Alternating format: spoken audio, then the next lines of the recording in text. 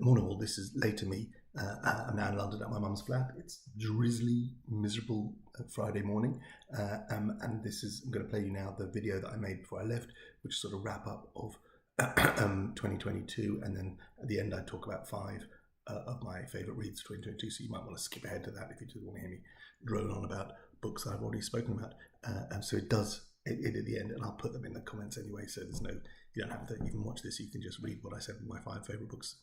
5 favourite reads of the year. Take care, God bless, and happy holidays. Bye.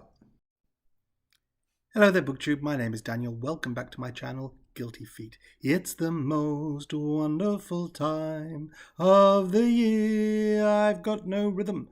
And today what I thought I'd do is just do a sort of wrap up of my year.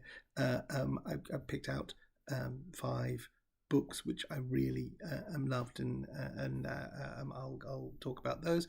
But I've got my camera open over here, and then on the side of the screen I've got my Goodreads year in books. So I just thought I'd take through it and remember some of the books I've read this year, and I'll try not to mention the 5 I'm just going to say are the best books I've read this year. And I picked 5 front list books, so newish books, and these are on everyone's. None of these are particularly surprising. Oh no, one is not a front list book, but we'll get to it. Okay, so this, I'm filming this on Tuesday, 20th of December, so I've got 10 days left. So theoretically, I should read 2 or 3 more books, but at this point, according to Goodreads, I have read 145 books in 2022, which is 38,518 pages, which averages to just somewhere over 100 pages a day, which is I'm happy with that. It tells you the shortest book I read. So average book length in 2022 is 265 pages, but I am reading a lot of the trade paperbacks, which is sort of around 128 pages, and a lot of short novels, but I've read a couple of big ones as well. So 265, I'm not unhappy with that. I'm happy picking up a book at 265 pages. I'm getting less happy about reading books that are sort of 500 pages. It's neither one the other. If it's 800 already, that's a big thing. If it's 350, that's about 500 or 480. That's like really. I don't know why page count matters, but anyway, let's have a look from the beginning of the. Oh, it's telling me the most shelved books. So the book I read this year that most other people read was "Their Eyes Were Watching God" by Zora Neale Hurston, which I loved, and the least shelved is "The Great Spy Race" by Adam Dement. Okay, let's have a look. My average rating, I rate up, so my average rating for 2022 is 3.7, which I think is normal. Like most books I give 4 stars unless there's a reason not to, or unless it's so superb it gets 5 stars. Anyway, that's the other thing. Okay, let's have a look where I was. My first read of the year was Fagin the Jew by Will Eisner. It was a graphic novel. Then I read finished off that Batman series. Oh, Sometimes You Have to Lie by Leslie Brody was the biography of Louise Fitzhugh. I loved, really enjoyed that book. I read some new novels. Several people are typing, like Calvin Kasulki, like that, and then Their Eyes Watching God backlist. And I read Angel in America, both Angel in America and the second part, Perestroika.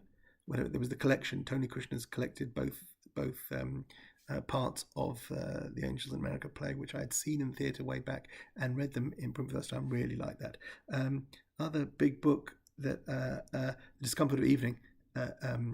Which I really didn't love, but won the International Booker Prize and translated from the Dutch, and didn't love that so much. I read this year both the 2nd and 3rd volume of Deborah Levy's colour-coded autobiographies. There's The Cost of Living, and then whatever the 3rd one's called is further down, and really like those both. S.A. Cosby's Blacktop Wasteland was a disappointment to me. No one is talking about this. Patricia Lockwood, I know a lot of people love that, and I felt it didn't work. Then I started my Poirot project with Agatha Christie's The Murder on the Links. There's some more comic book stuff. Empire of Pain by Patrick Radden Keefe is a story about the opioid crisis and the part the Sackler family had to play in that. I was a little disappointed. I mean, it's a solid, meaty bit of non-fiction, but I didn't love it as much as Say Nothing, his work on the IRA. What else? Some Squirrel Girl. Louise Erdrich's The Sentence. And Ruth Ozeki's The Book of Form and Emptiness. 2 big lauded novels, both of which let me live. The Ozeki book I liked less.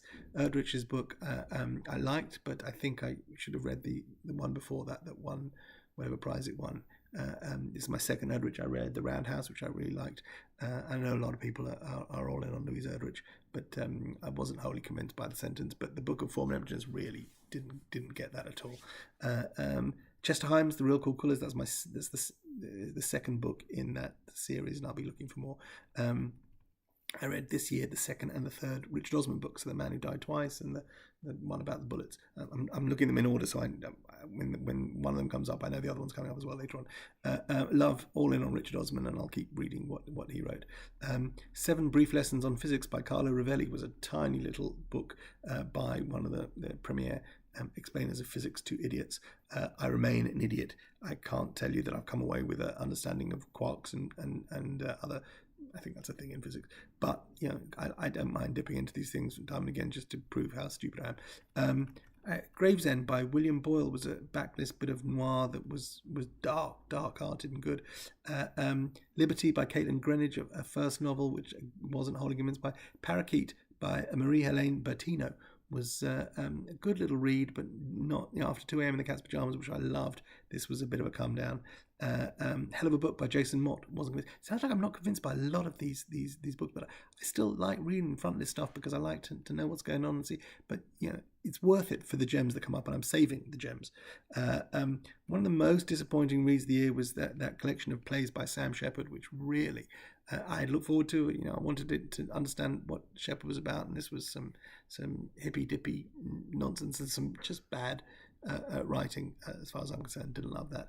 I read 2 books by Miriam Toews, my first 2 books by Miriam Toews. I read All My Puny Sorrows and Fight Night, the most recent one, and I get it, and I don't think I want any more of it. Just dark and a lot of suicidal ideation, and really not an author that I think I'm going to be reading more of. On the other hand, I read Detransition Baby by Tori Peters, which I really, really enjoyed, and I would definitely like to read more by this author. Fake Accounts by Lauren Euler. I thought self-involved. Sarah Hall's Burnt Coat was great. What else? A Manual for Cleaning Women by Lucia Berlin. It's my first work by Lucia Berlin, which I think is a collection of several of her collections.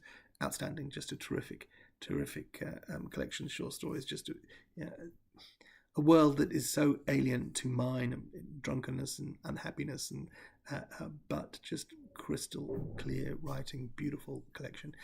I read Allen Ginsberg's Howl, Kaddish, and other poems, which I really enjoyed. I read Rutu Mordan's latest graphic novel, Tunnels. I love that. I read my second book in the Rougon Macquart cycle by Émile Zola, which is in the translation I've got is As the Kill, and struggled with it. Even though it's a short novel, a classic, the Victorian French literature, did not enjoy that as much as the first one. I've just ordered the third one, which I'll be reading probably early in the new year, and then I'll decide if I'm going to go on and read. There's 20 books in the cycle altogether, so hopefully the one that I haven't enjoyed is not going to be, I'm not going to have to slog my way through the rest of them, not enjoying them. Don Winslow's The Power of the Dog is a first in a trilogy. It feels like someone's read a lot of, this is very mean, Don Winslow is a great follow on Twitter, but having read a lot of Elroy, this was not as good as James Elroy, but good, and it's morally complex and thrilling enough. I'm not in a big rush to read, but I guess at some point, if I'm looking to take something away with me on holiday, I'd pick up the second and the third parts. Joshua Cohen's The Netanyahus. I'd read one book by Joshua Cohen and really was not looking forward to reading more. And then I went to see him talk at the International Writers' Festival in Jerusalem, and he was great. So I read the book, which he kindly signed for me. I read it after I met him. Fantastic. Just I think I was supposed to say that was one of my books. I'll find another one. That was going to be one of my books. That was great. I read a tiny little novella called Reunion by Fred Ullman. In translation, I don't remember if it's translated. Really wonderful. I urge you to find that. Ex-Troop by Leah Garrett, who I then later found out was married to Adrian McKinty, who's written all those he's in a couple of big standalone thrillers, The Island, The Chain, but he's more famous for his Duffy series. Well, probably not more famous for it, but Finis Redux by Anthony Trollope, the latest in the Palliser books. That's the fourth one, I think, and I've got the fifth one here, and I'm going to buy the sixth one. Old Baggage by Lissa Evans, which I think was recommended to me originally by Mark Nash, and I read it this year, and it was just really good. And I've gotten a bit of a fight with her on Twitter, which I'm not going to talk about here, but she's very nice, and I apologised to her, and she was great, I'm struggling with some of that. But the book is fantastic. Old Baggage, absolutely fantastic. I read Zadie Smith's Grand Union, a collection of short stories I didn't get on. It's my least favourite Zadie Smith book so far. Disappointing, but I'll read more of her. The Maid's Version by Daniel Woodrell. I've read a bunch of Daniel Woodrell. This was an older book by him, was fantastic. Then Daniel Silver, there's the Prince of Fire I read, was one of the Gabriel Long books. Hand of the Baskervilles, there's in Bluets by Maggie Nilsson. I read the first three in the Alphabet books by Sue Grafton. I bought a bind-up version of A is for Alibi, B is for Burglar, C is for Corpse. Great reading, all of them. Black Swan by Nassim Nicholas Taleb was ponderous and not fun. Freshwater by Kweki Emezi, love that, not as much as Vivek Oji, but still fantastic. Nightcrawling by Leland Motley, I read that just before it was longlisted for the Booker Prize, and was surprised that it's got so much praise. It's a very it's a novel written by somebody whose best work is ahead of them. It's received a lot of praise, and good luck to her. I'm not sure she'll write another novel, because I think she sees herself more as a poet. But when you're 17, 18, what does it matter how you see yourself? You've got the whole world ahead of you. It's been overpraised. It was up for lots of awards, or mentioned in lots of people's best books of the year. I don't understand it really. Nightcrawling, I found it undeveloped. But I also, I'm going to save that one. I read the latest Slow Horses book, Slough House book, which was Bad Actors. I read People Love Dead Jews by Dara Horn, which I really liked. I'm saving one of these books for later. Maud Martha by Gwendolyn Brooks, a book from 50 years ago that I never heard of until someone mentioned it on a podcast. Just a wonderful, wonderful read. Death Comes for the Archbishop by Willa Cather was my least favourite Cather book so far. What else? Fight Night was the other Miriam Toews book I read. Constellation of Vital Phenomena, by Anthony Mara, my second Mara. So this was his first novel. I'd read already The Tsar of Love and Techno, and I'm hoping to pick up his Mercury Pictures Presents, even though I know it polarizes people, but each of his books that I've read so far have been superior novels, so I'm looking forward to that.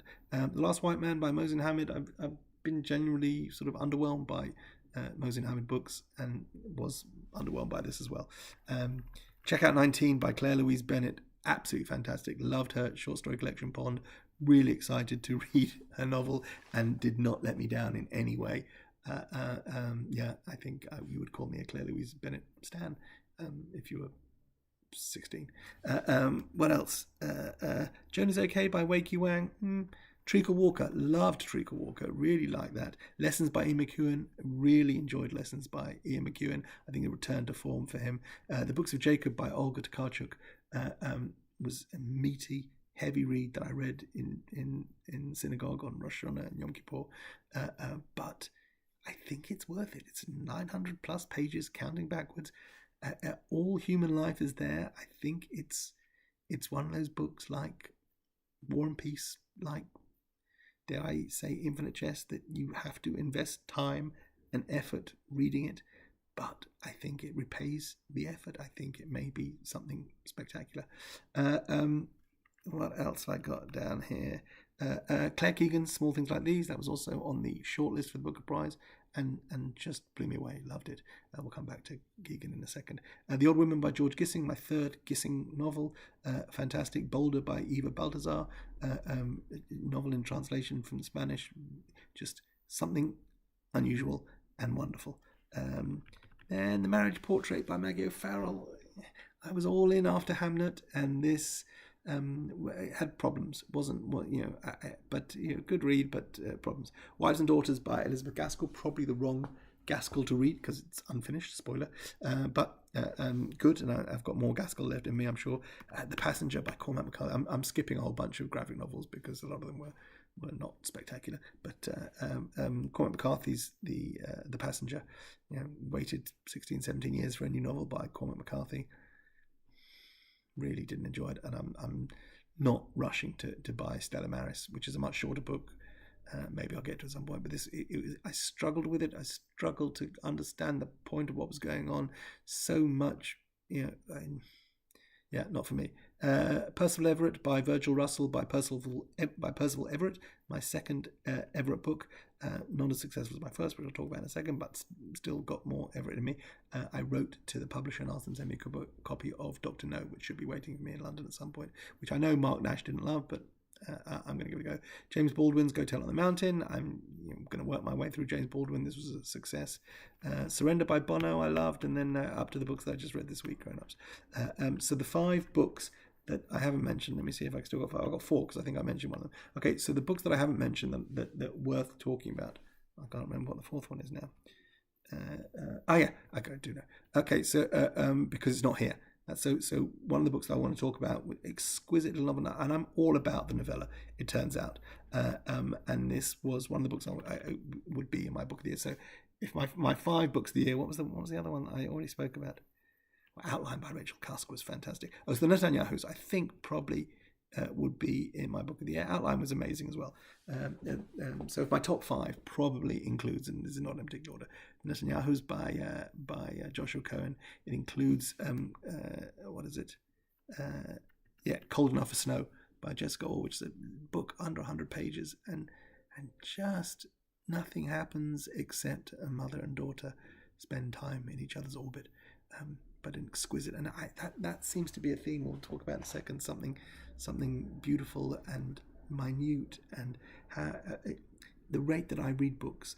A book that's 100 pages long will take me an hour and a half, one afternoon in the middle of the year, and for something to have an impact and to stay with me in that short space of time, I think makes it something very special. I love reading short books, 150 pages, 120 pages, 100 pages. I'm all about those things. I love fitting them in because it gives you momentum and you feel good about reading, and it's a good experience getting through something, finishing it and contemplating it, stick on the shelf and starting something else. But when it works, when a short novel works, it is something very special indeed. So Netanyahus, Cold Enough for Snow. What else have I got here? Matrix by Lauren Groff. Loved this. Fates and Furies was, he sends you in one direction and then slaps you around the face and makes you point in the other direction. Something I pointed out to Ms. Groff when I met her at the International Writers Festival a couple of years ago, and I compared it to Philip Roth's The Human Stain, and I think she liked the comparison. But so Fates and Furies frustrated me until it blew me away. Matrix blew me away from the first page. Just a tremendously wise book about women, feminism, women with agency, women making their place in the world, and all set in a 12th century convent in France. Something like that. I got that right? I don't remember. No, not in France. I don't know. Just outstanding. Matrix by Lauren Groff. Really, if you haven't read this yet, I think you're in for a treat. So, yeah, we'll do the countdown in a second. And then the last 2, I don't know which order to put these. The last 2 are probably my 2 favourite reads of the year.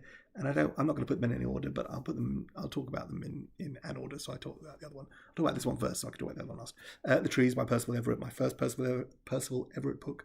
This is, again, it's something unlike anything else you'll read because it's so broad and crude and blunt, and it just hits you over the head time and again, and yet it gets its message through and was just fantastic. A lot of people have loved this. I would love to have seen it win the Booker Prize. I'm probably not going to read the book that did, but I'm happy that I read this. The 3 books from the shortlist that I read, I loved all 3 of them, and this particularly sold me. Just an amazing book, an amazing thing to do in a book. I love this US cover for reasons I've said. You've got all the names on there that you can barely see until you realise you read the book and you understand that it is a monument to the names of people who have been lynched, and that they're on here, and you're reading a physical monument with all its crude jokes and obvious references and revolting crimes and gory brutal murders. There is something else going on here. And then the last book I'm going to talk about,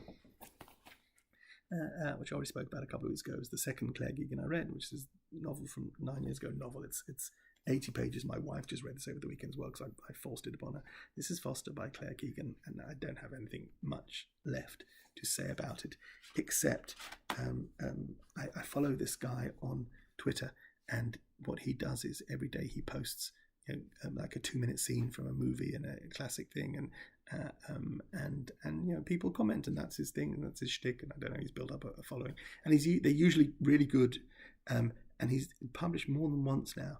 He's put up a scene from the very end of the movie, The Railway Children, and if you're familiar with the scene, it's Jenny Agutter's character comes to the station and hasn't read the newspaper yet and doesn't know what's going on, and Bernard Cribbins, the station master, says, well, haven't you heard?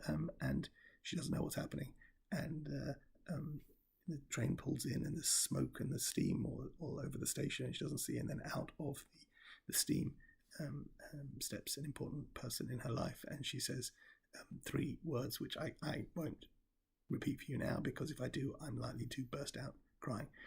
It's for anyone of a certain age, it's one of the most memorable scenes in British cinema history, and very powerful, and makes me weep. And I had another weep, even though he's put this up before. A couple of months ago I saw it, and I stopped while I was at work, watched it. It's a 2-minute scene, and burst out crying, and put it up again today, and I did the same thing. Even though I knew what it was, I stopped what I was doing and I watched it, and I started crying, and I started crying at the beginning of Foster, and I didn't stop until the end, and it ends almost in the same way as that scene, with one of the most beautiful words in the English language. I know there's been a movie made of this, but the movie is in the Irish language, and I this book is written in English. It's not written in Irish and translated, and I think I may see the movie, and I may persuade my mum, my wife, to watch it over the holidays. But there's something about the lyrical, musical beauty of the words of the Irish voice talking English, which is magical and runs all the way through this book. And of course, I hear my late father's voice, who was a proud Irishman. I hear his voice, and is it yourself? He would say when I came in, which is an expression that no one in English would ever use, saying, "You're here. Is it yourself? Yourself, is it?" And there's anyway, a book about parents and dads, and I loved it. And that's my review of the year. So the top 5 books, I guess, are the Netanyahus, Cold Enough for Snow, Matrix, The Trees, and The Beautiful Foster. I hope you had a great reading year. I think I kind of did. Looking forward to next year, and enjoy your break, and see you again soon. Bye.